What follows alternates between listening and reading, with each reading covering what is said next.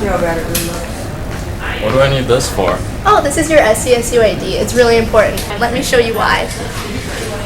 Students use their campus ID to check out library items. You will use your SCSU ID to print on campus. You will need your ID to swipe in at Garvey, the campus dining hall. To get into the extended study computer lab in the Miller Center, you will need your ID to swipe into the reader next to the door. You can ride the bus for free with the swipe of your student ID. When taking an exam, you may need your campus ID when completing a Scantron sheet.